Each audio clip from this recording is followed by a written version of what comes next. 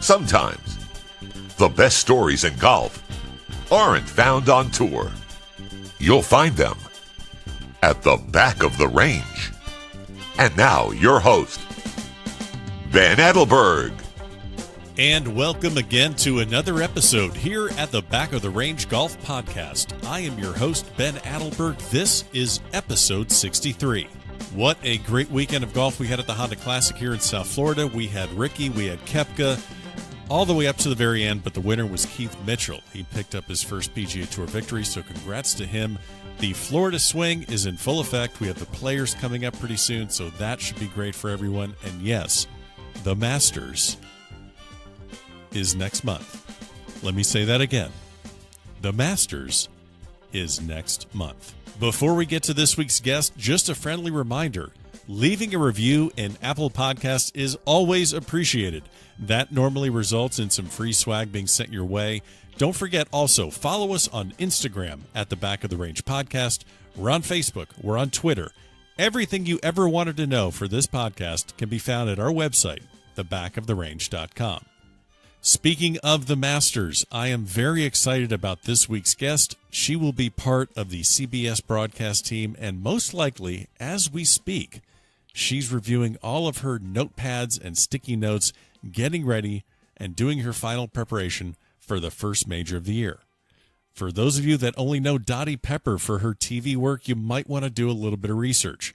She had an incredible playing career that was unfortunately cut a bit short due to injury. Nevertheless, before she made the transition to TV, she won the 1992 and 1999 ANA Inspiration, which used to be called the Dinosaur. That's the major where the winner jumps into the pond next to the 18th green.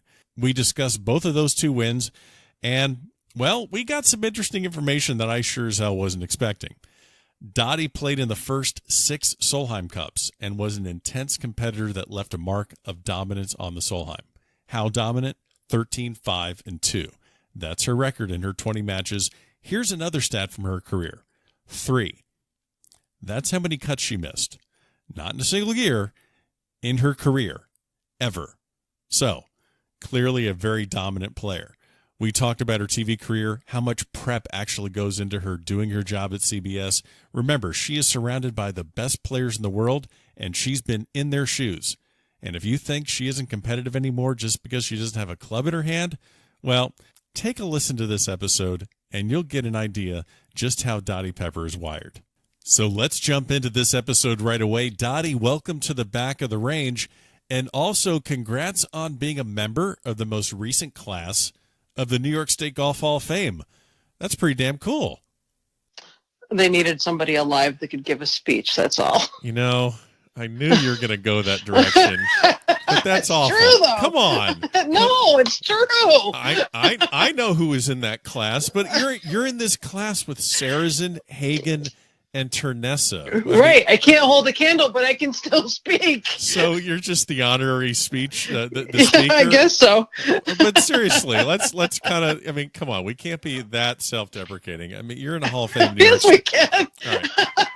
All right, we're getting off to this is the weirdest start to any episode so far. I can't get the guests to stop laughing at themselves and not me. So, but seriously, but you get into the Hall of Fame, New York State. You won the state am there in '81. You have multiple junior amateur titles, and and then you're 3-time All-American at Furman. Your amateur career is just incredibly solid, and your collegiate career is solid.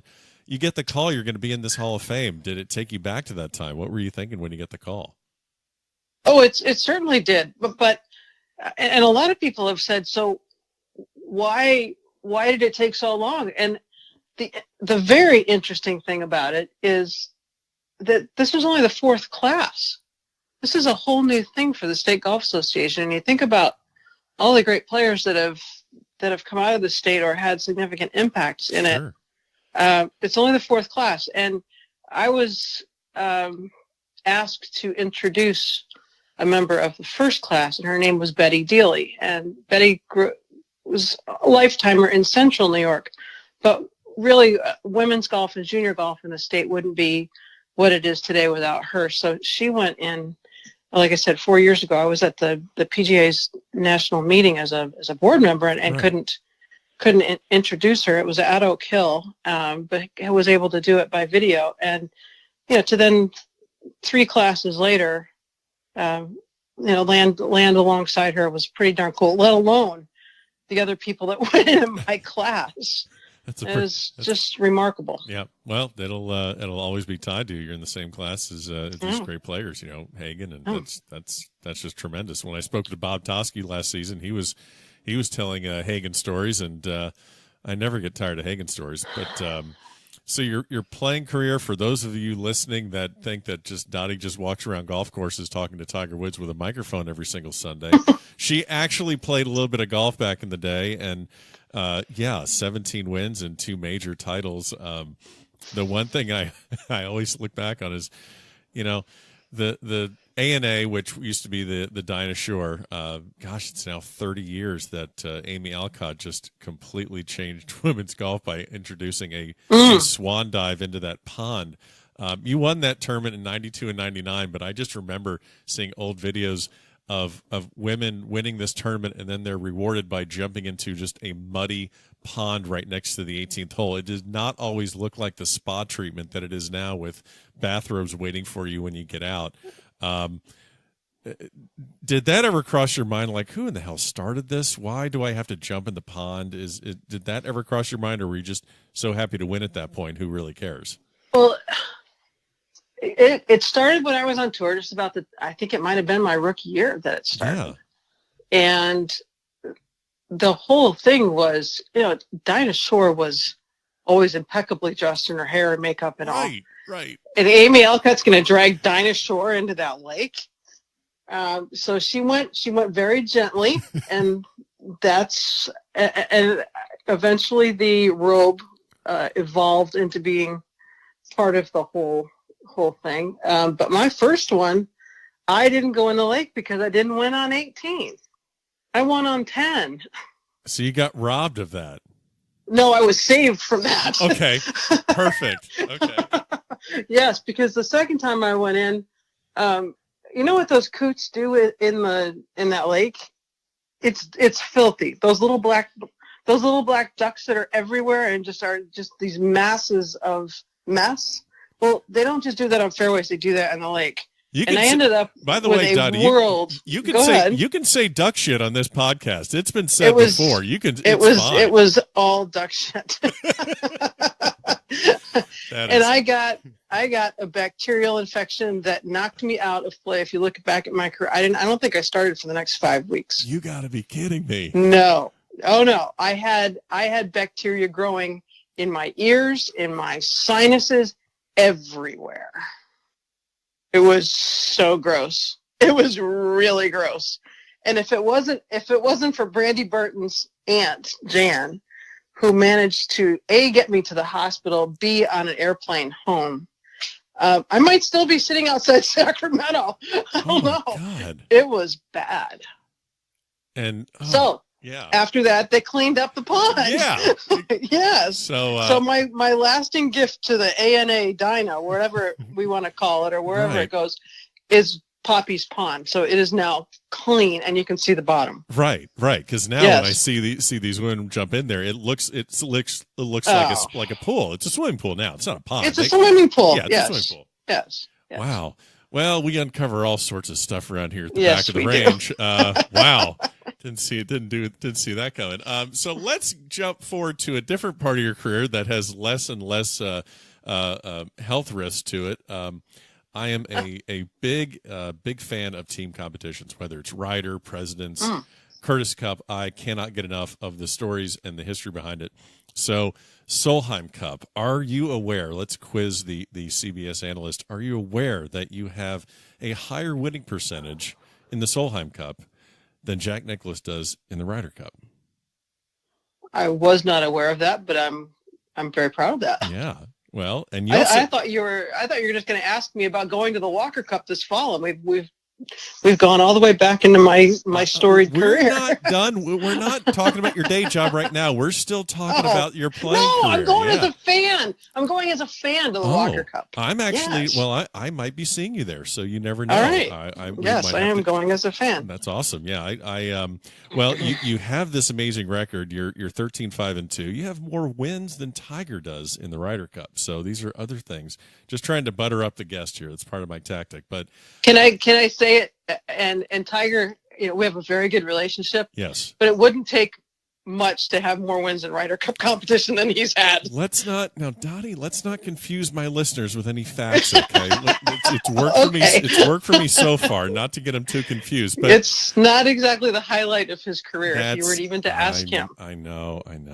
Well, he's trying to get on this podcast, but I told him we're kind of backed up. But we're going to get to him eventually. Right. Yeah. Okay, good.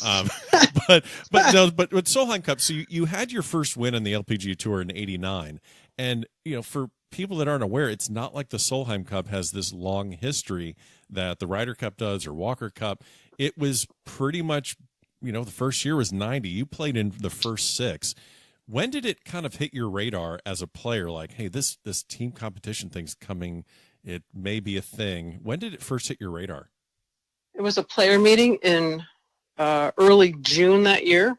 Okay. At the McDonald's Championship. That wasn't even a major at the time. Right. Ballroom of the DuPont Country Club, and it was a mandatory player meeting, and it was announced that with the support cooperation of the Carson Manufacturing Corporation, Ping, right, we were going to, in November of that year, play the inaugural Solheim Cup at Lake Nona, right around Thanksgiving. Right. And, oh, by the way, points have already started accumulating. Oh, by the way, yeah. Oh, yeah. So now it was retroactive to the beginning of that year. And so everybody, of course, is scrambling to figure out where they stack up. And by the time we rolled around to the Centel Classic in Tallahassee in the fall, I want to say it was early October, I was on the bubble. And it was myself and Danielle Makapani. It came down to the last hole of the last tournament of qualifier. Wow. And I stymied it right behind a 150-yard bush left at Killearn Country Club. No, not that there's any scar tissue here. Not that you remember any of this stuff. No, not at all. I'm glad I'm not the only one with notes out in front of me right now. So right. And it was actually the first time that the women played for $1 million purse as well. Right. Jack Frazee was the CEO of Centel, and they also sponsored the Western Open. And if you said if we're going to sponsor a women's event, then they're going to play for the same purse as the guys. So that was a new standard that was already being set that week. But to finish that, I got it up and in from $150, made about a 6-7 footer at the 72nd hole of that tournament to lock up the last spot, because there were 8 players on each side and 7 automatics and 1 pick, and everybody knew that was going to be Nancy Lopez. That was, that's, just an assumed thing and correct. So I was the last one in. And after getting our butts beat so badly in '86 at the Curtis Cup at Prairie Dunes, I was hell-bent on getting on that team, right, and winning and playing for Kathy Whitworth. And it was just the stories from that week are as vivid to me as if I had played last week. Did everyone on the team kind of have the presence of mind to realize that, okay, we made the team, but it's not just about this year's team, it's about laying a foundation for the future? Were you present about that, or was it just, hey, I'm on the team, isn't this cool, let's go play hard and win? No, I think for those of us who had Curtis Cup experience, and there were a lot of us. I mean, Betsy King was on that team. As I said, Lopez was on that team. Beth Daniel, Hattie Shea. I mean, we all had past team experience, let alone playing collegiately, but playing for the United States. And I think there was, after things really got going, and when you go to the opening ceremony and the flags are raised, right, and it did kind of hit. And I don't think we could have had a better captain, because she sort of put it all in perspective, especially having a team that was highly favored. And some of the things that she told us that week and some of the things that we experienced, like I said, those memories are so fresh. That's great. You, I've done a little bit of research, and you kind of, I think you've mentioned in other interviews where you really don't care about the money. You're playing for, scoring average and birdies and wins and things like that. And now this is not at the time where the money is just completely exorbitant. I mean, I think winners checks back in the 90s from the LPGA they're probably as low as $40,000 as compared to maybe 170, 180. Do you, where did that kind of come from at that time? How did your mindset just completely focus on, I just want to beat everyone and the money isn't really my drive? Well, I think this goes back to my college days because I had won as an amateur on the future, what was then the Futures Tour. Right. And everyone saying after my freshman year in college, well, you're going to turn pro, right? And I'm like, no, I'm not going to turn pro. I'm not going anywhere. And I had a wonderful summer, low amateur at the Open, and really, really played good golf. And the fact that I had the opportunity to get a 4-year degree at Furman on a piece of paper that was actually worth something, right, was way worth more than what I even made my rookie year and second year and third and fourth years combined. You can't put a price tag, I don't think. So that was my sole focus was I had to get a degree, and B, if you play good golf, the rest of it, and I had, like I said, a useful degree. I did almost all of my own deals. I did my own books. I paid my own bills. I booked my own flights. I did all of that myself. So I knew what I was spending, and I was being smart about it. And I figure if I just stay healthy and play good golf, the rest of it's going to take care of itself.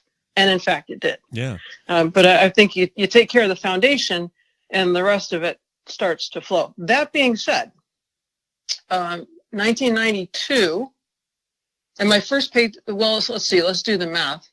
15% of 300,000, which was the purse of the Oldsmobile Classic first tournament I won, was a $45,000 first place check. Yep. Flash ahead to 1992, and I had won the tournament in Atlanta, got it up and in from over the green and 2 on the par 5 and made birdie, and it was a $75,000 winner's check. Yeah. And I used to get my paychecks from the tour in my locker the next week. And in Nashville, I got all of my mail from the tour, fan mail, paychecks, tax stuff, whatever it is. And I threw it away in the garbage. What now? What'd you just do? I threw a $75,000 check in the garbage and realized what I had done. Sitting at a stoplight about halfway back to the hotel, pulled a Yui, went back, and the volunteer and she's like, I'll help you find it. I was the one that took the garbage out. Oh, no. And we went through the garbage bin and we found it. This is so great. Yeah, because this is not the days of direct deposit and agents and business managers. So That's right. Oh, my gosh. Oh, yeah. So... Well, maybe we found it. You found it. Okay. Mm-hmm. Perfect. We found it. Wow. Yep. I have no logical segue into my next question. So it puts dumpster diving in a whole new in a whole new picture, doesn't it? I don't know if we're going to label this episode "Duck Shit and Dumpster Diving," but I'll come up with something a little bit better. Wow. Yeah.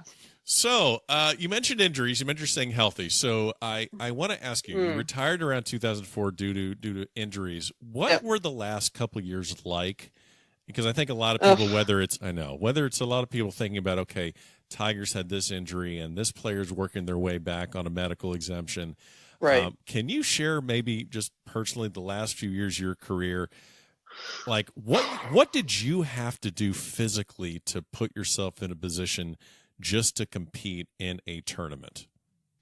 Well, I think, putting the specifics sort of aside. Right. But I think just from a time perspective, I knew it was time to use my degree and do something else when I was spending more time rehabbing than I was getting better. Right. Just improving and being able to work on my golf game. When I was spending more time just to get on my feet to do that and then hope to make progress, it was time. When did you know that TV was going to be an option for you? I don't think you ever know that it's going to be because it's pretty competitive and there's just not that many jobs out there. Of course. but I did my first show in 1999 at the urging of Judy Rankin to ESPN. They had the USGA package for cable, and included in that package was the U.S. Women's Amateur at Asheville, and it was about, I don't know, a little over an hour from where I lived in the upstate of South Carolina. And she said, I think you ought to think about doing that. It was an off week on the tour schedule, and she was going to stay at my house anyway. And she said, if you don't mind, I think I'm gonna ring them up and encourage them to take a look at you for the week. And I said, yeah, why not? I mean, I would probably have gone up there to watch anyway. Right. And she said, I think they're going to do it. So I picked her brain all week long. Nice. And, we had that drive up to the golf course every day and drive home. And it was something I really, really enjoyed. And I'd also said at some point, use that plan B. We laughingly said to each other, she said, I know you're coming after my job. And I said, yes, I want your job. Oh, that's great. So it's really cool to have somebody that means so much to you anyway. I mean, I played twice for her on Solheim Cup teams. That was so encouraging, and she'd been, and it still is, so good at what she does that it paved the way much smoother for me. Of course. Now you have this very competitive streak when you're playing. How do you channel that into being competitive, or are you competitive when you're doing your job as an on-course reporter? Or how does that fly in? I am extremely competitive. Right. And so are you like competing against yourself from what you did last year, or are you competing against maybe people in your position at other networks? Or I think it's all the above. Okay. I really do. And that for me, the competition starts being prepared. And right. It was just the same as if you were going to play a golf tournament. You're going to put in a certain amount of preparation, and at that point, you take your hands off the wheel and know that I've done the work, and now I just let it come to me. Right. I mean, I'm not one to really embrace surprises. I like to have it all in front of me, have done my work. I have this picture in my head because I have a pretty much photographic memory of things in the yardage book, of where golf courses lay, all of that sort of stuff. And then you just talk about really what you saw and felt and knew as a competitor. And I was extremely fortunate that my first live golf producer in that aspect on the network was Tommy Roy at NBC. And he believes that there is a perfect show. So it was the perfect producer for me, because I think you can do a perfect job preparing for one. And then just letting your instinct as a competitor, as a major champion, sort of flow with what you're seeing. He was very instrumental in where I stand today and how I prepare every day, because he prepared the same way. It was a work hard, play hard philosophy, and I try to do the same thing today, 15 years later. Do you recognize traits in current players that you're following on a week-to-week basis that maybe just hit you and say, wow, that really reminds me of me? Not so much playing ability or how they hit a shot, but looking someone in the eye, seeing how they may have that tunnel vision where it's like, yep, I see that look. I know what that's all about. I've been there. I see that. Most definitely. And it's also the player to me that plays with just maybe not the most gifted athlete, but plays with a little chip on their shoulder, sure. And they're never going to give less than 110%. That's the player that I love following. Okay. It reminds you a little bit of yourself. One of the newest players that reminds me a little bit of that is Joaquin Niemann. Interesting. I got to follow him a little bit through his amateur career doing the Latin America tournament. And it's been nice because now there's a rapport, sure. And there's also a familiarity, and I get the chance to be out with that kid or walking or, even in a tower as he's coming to our hole, as he was last year when he played so well at San Antonio. I was in the 16th tower all weekend long, and I felt like I could share things about him that I knew from just watching him and observing, like you said, some of the things about the way I played. Of course. Yeah. Yeah, I have a kind of a limited connection to him, but a previous guest on the podcast, Ashley Burke, she played at USF, and she's close with Claudio Correo and Toto Gana and that whole crew. So yeah, she was down there for that, and I think he won the Latin America Championship and the last time he was an amateur, obviously, then went and played the Masters. But I think he had just like I can't remember the score off the top of my head, but something like a 65-74. And something, he had a bad third round, and then she said he had this look in his face going into the next day where like, yeah, it was over. He was just going to go in and completely dominate. And then I think he shot like a 64 in the final round. That's exactly what he did. He holed out for eagle late in the second or the first 9 and never looked back. But he didn't, I think there was a lot of pressure on him. Oh, God, and he just sort of got through the first day, and then it got a little more comfortable. And Saturday was okay. But when he got a sniff of the lead on Sunday, he was not going to take his nose off that line. Yeah. No, and it was, yeah. Yeah, it was incredible. We've talked about how the things you prepare. Are there aspects where, like with production meetings, I'm very curious how a TV broadcast or a golf broadcast comes to be.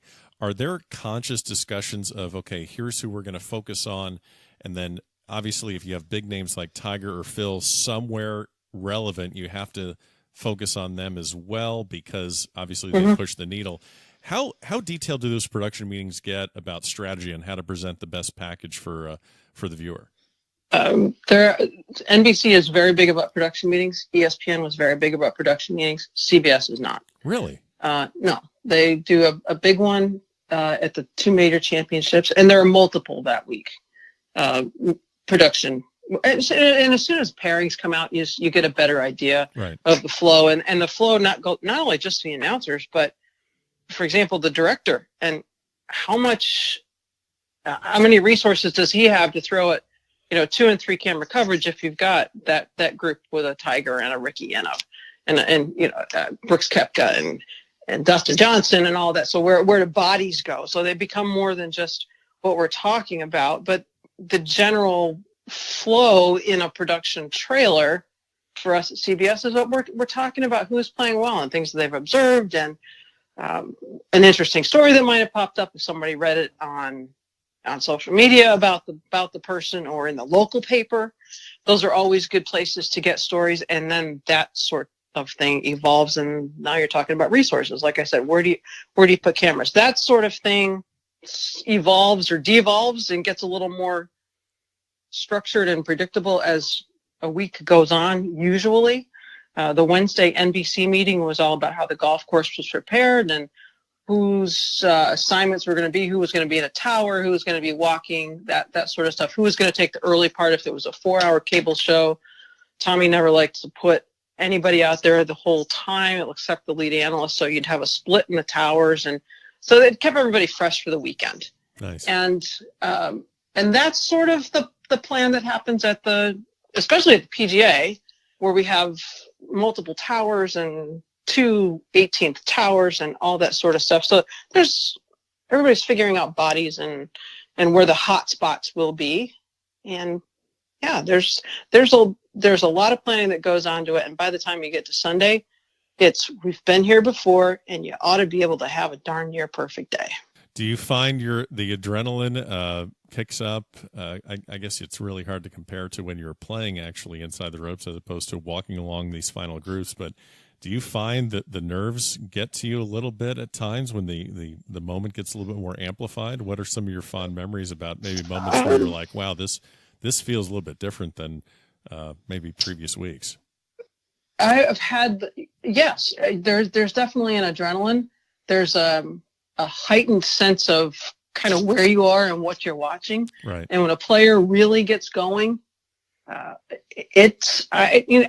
Tiger made birdie, I'll be honest with you, on the 18th hole last year at the PGA Championship, he wasn't going to win. Right. But the hair on the back of my neck stood up because I was watching somebody who had come from literally not being able to get off the couch. Right. And put a number on without his best stuff. I mean, he couldn't hit the broadside of the barn. Oh yeah, I think he would have hit for the like first one 9 fairway. holes. Yeah, it was unbelievable. My inseam is 29.5 inches long. I was hauling it trying to get to those. Right. And in every different direction.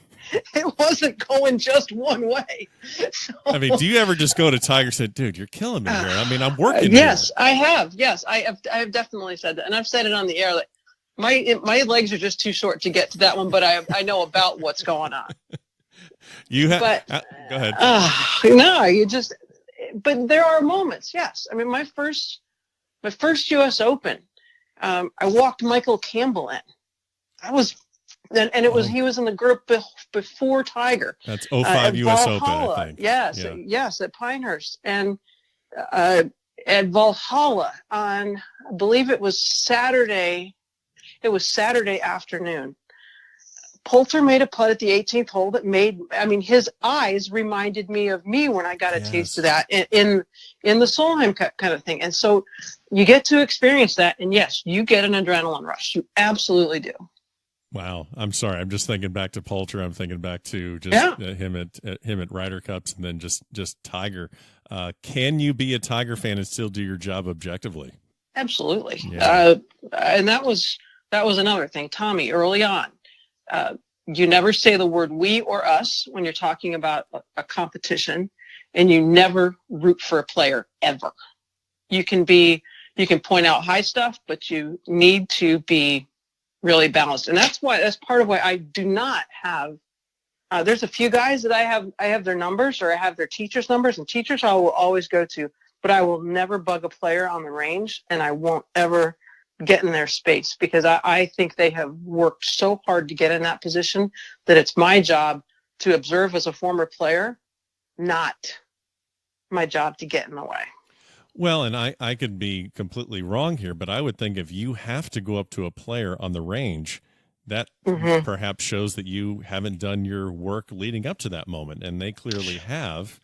Right. Well, sometimes, if I'll stick my nose in the bag to see if there's new wedges, or ask the caddy, but I'm not. Right. I am not going to get in a player's grill. Now, a lot of times, if I'm in the gym working out, you'll have a casual conversation and pick up a nugget or two. Sure. That you might just jot away. Because I have 2 books that I travel with. They're all of my notes since I started at CBS.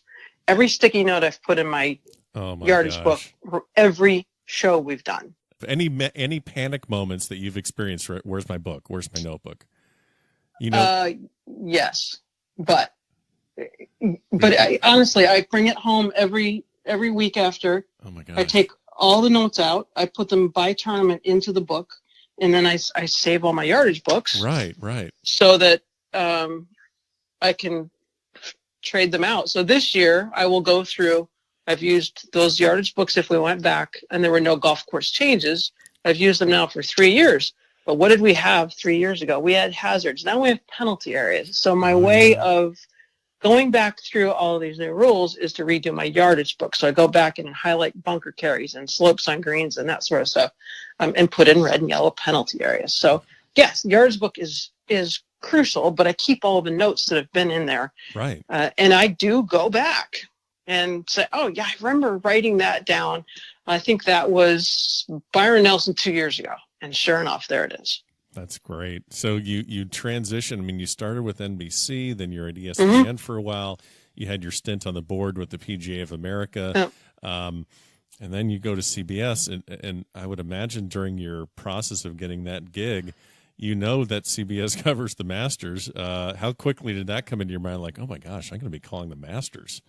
Well, it was made clear that I'd be doing the Masters, but I didn't know what I'd be doing. I didn't know if I would be working on, some of the featured group coverage. I didn't know, but so I knew that they had the PGA and they had the Masters, and it became pretty clear pretty quickly that that was going to be part of it.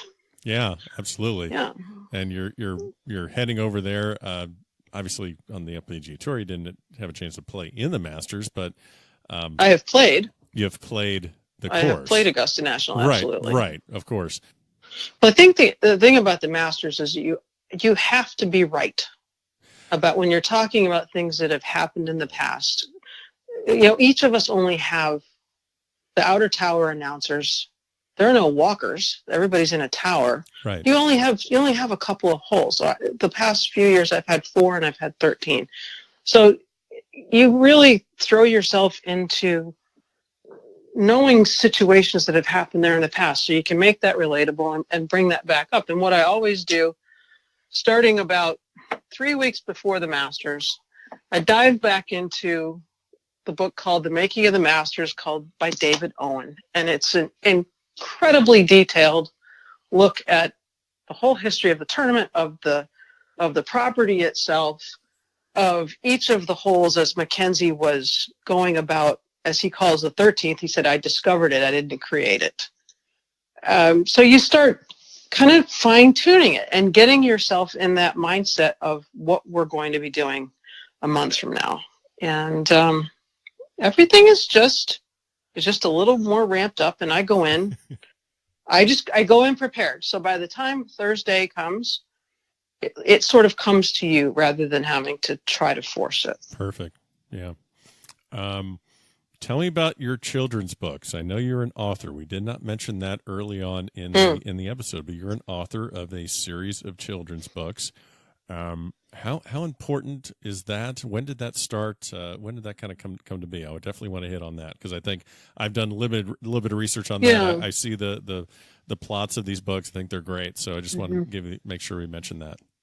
The project started back in 2011. I do X number of charity days a year, just give back days. And one of them was to the First Tee in the Virginia Beach area. And a Furman alum was on the board there. And he said, I know these 2 guys here in town, and they're trying to do something different with golf, and maybe you want to chit chat about it. So the thing was that it wasn't the usual golf outing. Going forward with this project, it was trying to make golf cool for kids and address some of the things that they addressed, or we addressed as children, now with the platform to be able to write. And the first one was just being yourself. And Bogey was a pretty much beat up golf ball, didn't always fly straight, and shanked and topped and hooked and whatever else, and tried to change himself so he would be perfect. And it didn't work out too well. Uh-huh. And the second one is, the hot topic in schools today is bullying. And my co-writer's son was bullied so badly that his bully was expelled from their school. And I was also that kid that had a target on her back as a kid. And I thought, you know what, this is the time to address it. And we were fortunate to really make it kind of personal. And I went to quite a few schools, and there have been presentations that I put together, and it continues to.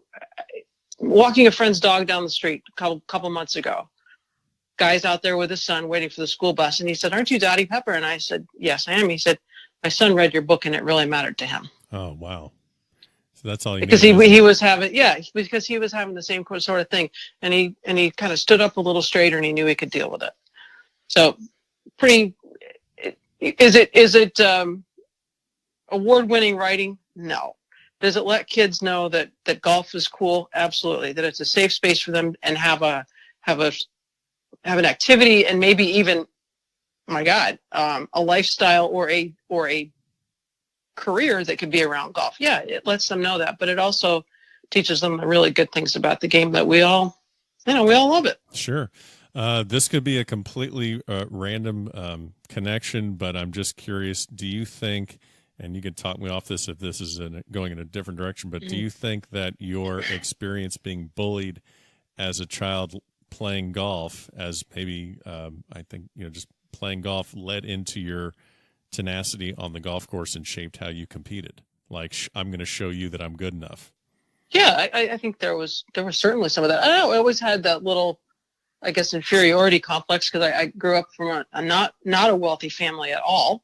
Okay. Upstate New York. My dad, when he finished playing baseball, he was a turkey farmer, and then sold insurance, and ended up back in the food business. So I mean, we were not a wealthy family at all. And you think about kids that went to school in the 60s, 70s. even into the 80s, golf was not cool. Right. It was the golf geeks. Right. I mean, we were a bunch of pretty geeky kids, but we had a blast doing it, and we won a few conference championships. And all of a sudden, for that one weekend of the school year, when everybody's up there getting their awards, our golf team was good. Right. Exactly. I think you do play with a little bit of a chip on your shoulder. I mean, look, I had a college coach. They'd won the national championship. I came out with pretty good credentials coming out of junior golf, and she looked right at me and said, "You're never going to be good enough to play at Tulsa." Oh, wow. So, well, I'll show you. Oh my gosh. So it was that sort of thing that would stick in the back of my head. Yeah. Yeah. Well, it's crazy. It's crazy how things turn out too, because you're not the only Furman golf alum that's in the TV business right now after an amazing playing career. I mean, you got Brad Faxon, who's working over at Fox. I don't think I ever saw that coming, but well, he worked with us at NBC for a couple of years. Of course, yeah. Yeah, he was before Jacobson went into the 16th hour. We had Brad, and Brad was great because he knew everybody. He knew what they were working on. I mean, because he was a range rat, and he was a tinkerer, and he still is. So he was. I thought he was great to work with. Yeah. Well, we have a dumb segment at the end of every episode called the Quick Bucket at the Back of the Range, where we try and ask really silly questions and see if we can get some interesting takes. So, just to completely go off brand, what would you rather see? Would you rather see Roy McIlroy actually win the U.S. Open at the end of Tin Cup, or would you rather just completely eradicate the existence of Caddyshack 2? Caddyshack 2 needs to go away. Yeah. No. I think one of my favorite golf movies is Dead Solid Perfect, based on the Dan Jenkins novel. Oh, very good. Yeah, that's very one of my favorites. I also, when have you ever seen a sequel that was? I know. You can't find a sequel to anything that's really good.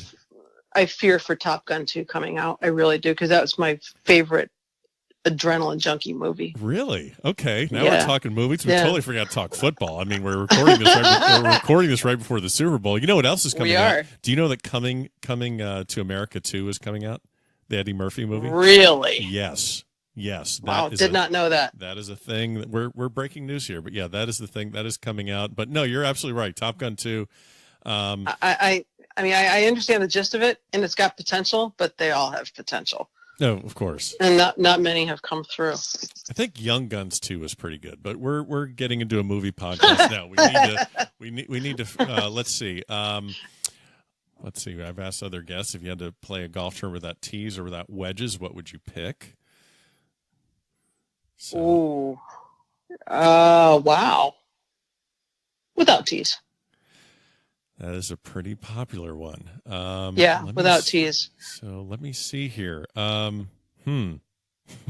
Well, you can wave off this one. Would you rather get this doesn't even apply because you're there all the time, but I've asked people, would you rather get a free week badge to the Masters for you and 3 of your friends for 5 consecutive years, or would you rather play 1 round at Augusta National with 3 ex-boyfriends?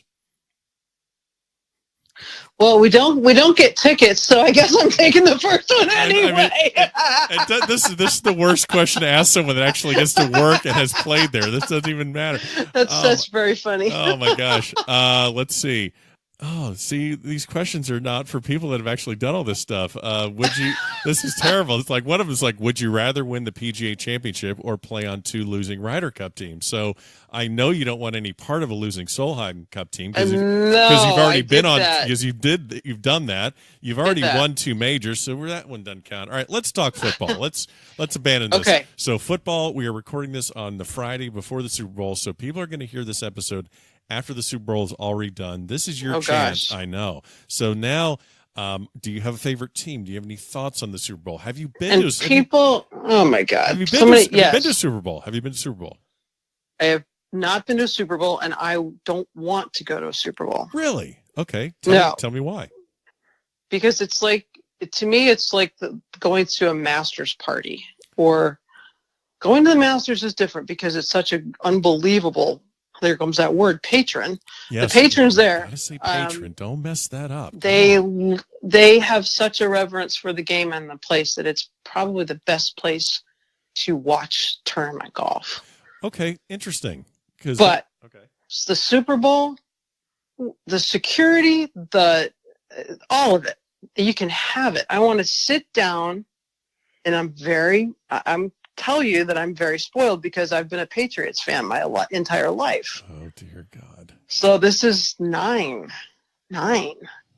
What are you? I sit and I pace and I sit some more and I cook.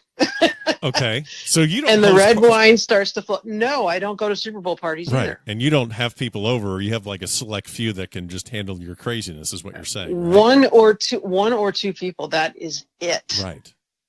No, this is very serious. Very, very serious. Now you've worked. I'm assuming you've worked the Pebble Beach Pro-Am. I have. I'll tell you what. I've worked as a utility on Monday Night Football. Oh my gosh! Really? At Gillette Stadium. Yes, I have. Okay. Yes, hauling cable and carrying lights. That's outstanding. That's outstanding. I have no pride. That's awesome. But working Pebble Beach. Yes. So Brady has shown up and Belichick has shown up to play. Yes. Have you professed your undying Patriots love to the man himself and Mr. Belichick? How'd you like to try and interview Belichick? To Brady, no, I was never assigned to his group. Belichick I got 2 years ago and he wouldn't talk. He blew me off. You're kidding. No. That would be is that the zenith, the mecca of whether or not you're good at the on-course reporter? If you can get Belichick to talk, then I guess. I mean, I waited. I missed shots. Everything. Muscle in there. Get him on the 10th hole. So I did walking after tee shots at 10. Got nothing. Nothing. No, I said, Dottie Pepper, CBS Sports. Could we chat? Just one or two quick questions. No, I'm good. Oh. Okay. That was after they came back to beat the Falcons. To beat the Falcons. All you gotta do is give you just a fluff it was a great year. Nothing. And you just got to stand there and be like, all right, back to you, Jim. And well, no, and it actually wasn't. I thought I'm just going to wait, see if I can get him. Uh-huh. And look, hey, we've all been there, but I was like, that was awkward. Okay. Yeah. Wow. What sporting event do you desperately want to work? If it's not golf, is there one event that you've seen that just covered? Just to challenge yourself, what's one that you would just love to give a shot at? World Cup downhill racing. Really? Yeah. Well, I have this bucket list for me. Oh, let's empty the bucket. What's in the bucket?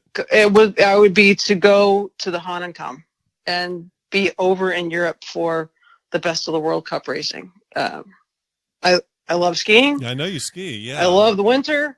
I volunteered to be a runner of all things. Entry level runner for the Olympics that were in Vancouver, and I didn't get through the NBC process. I was going to pay my own way, do everything myself, and I didn't make the cut. That is incredible. And you're a woman. How about that? And you're a woman that's only missed 3 cuts in her career, I think. Right. Well, now we're at 4. Now we're at 4. That's crazy. That was kind of high profile. Yeah. That's crazy. So I didn't make the cut. Well, you know what's interesting is that I know this is going to come as a shock to you, but I'm very new in this sports golf. Gosh, I can't even believe I'm going to say golf media journalist. I just feel like you're like, really.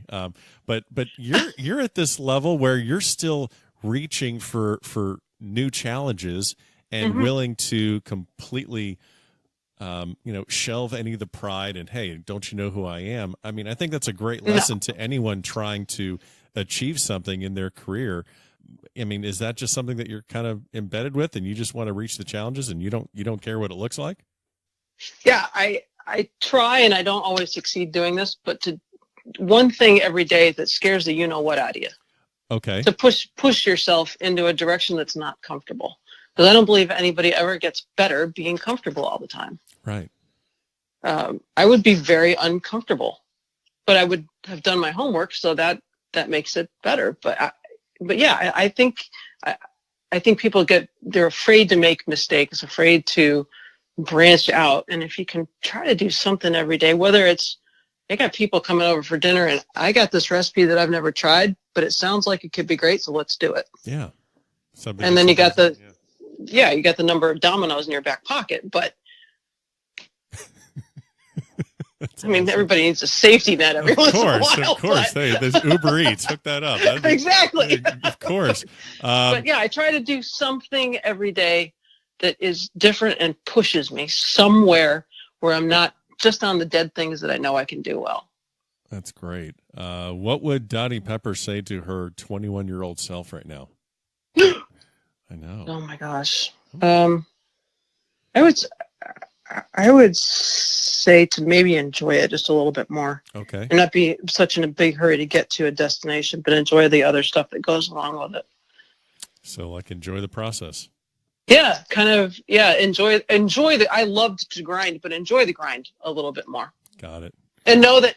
And I think this was something Tiger said last week, that he was always of the mindset that if he was going to get better, he needed to work harder. And if things weren't going well, you work harder. And then when your body says you can't do that, you figure out that sometimes it's just rest that will make you get better. Right. So I think I would probably take that advice of my own. Yeah. At this point too. You spent a lot of. You just hit on one other thing. I'm sorry, but I have to ask. But you mentioned Tiger. You've been around him a lot. You have that good relationship with him at events. You've seen the trajectory of his career from to being 3 years old to winning the 6 USGA amateurs in a row, junior, and then the regular USAM, and seeing his career and the up and downs. I mean, all the great things. But would you have ever wanted that life and everything that came with it? Absolutely not. Okay. No, I think, and as social media has evolved or devolved, no matter what your take is on it, it's even more of a fishbowl. I think people need to have so much respect for people who have made that choice. Now, granted, you're making a lot of money and you get to do a lot of cool things and hang with people and this, that, and the other. Right. But respect them as individuals and not go over and interrupt the table. I mean, I am so lucky. I mean, I'm living in my hometown, and I love the fact that I can go completely under the radar, put a baseball cap on, and I can go anywhere and do anything. And I'll bet people of that variety wish they had just a little of that. Well, I remember, I don't remember when this was, but I remember something, I think that Justin Thomas either posted or was in an article, and he went to Tiger and says, hey, because they both live they're all in Jupiter. In Jupiter. Yeah. And he's like, hey, do you want to grab dinner sometime? And Tiger just looked at him like he had three heads. He's like, I can't do that. I can't. What, are you kidding me? So, no. Yeah. Do you want to make me dinner? Sure. Man, I'm all over it. Wow, that's got to be actually kind of nerve-wracking trying to make Tiger with dinner. There you go. Yeah.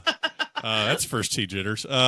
Dottie, you've given us just a truckload of great information, and we will see if your Super Bowl predictions hold true, because we're gonna know pretty soon. So I know you're rooting for the Patriots. So deep breaths, and don't just calm down while you're watching it. But again, thank you very much for joining us here at the Back of the Range. I hope we can do it again sometime soon.